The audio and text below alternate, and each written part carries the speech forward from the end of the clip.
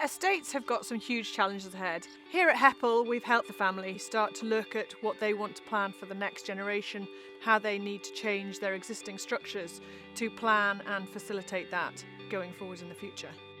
You wouldn't have thought that a place a million miles away from the traditional centres of gin making, which is London and Plymouth, would be a good place to make gin. But we wanted to capture something of the wild and the freshness that we found in the juniper that grows around at Heppel.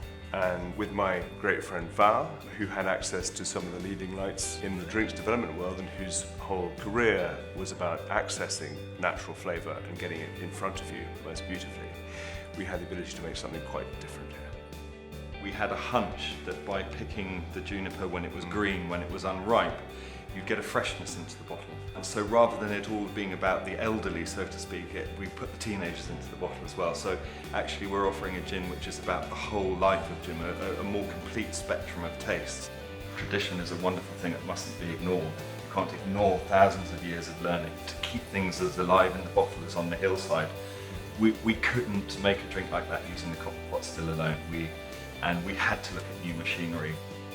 Strutt Parker had done a fantastic job in auditing the estate as it stood. They didn't shy away from giving a fairly bleak prognosis for the future if we did nothing.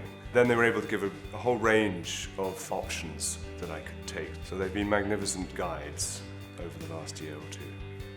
The key to any estate and the smooth running of any change is communication. So we've worked with the family to help them work with the tenants and work with other businesses to provide for the new structure and to help them take that forward to the next level. It's all about communicating with all the members of the estate. They have grasped the energy and enthusiasm to take on a new project, and it's really fascinating to see how quickly it's taken off and indeed the traction it's achieved, not just locally but internationally. Has been incredible to see, and we're all incredibly proud to be part of it.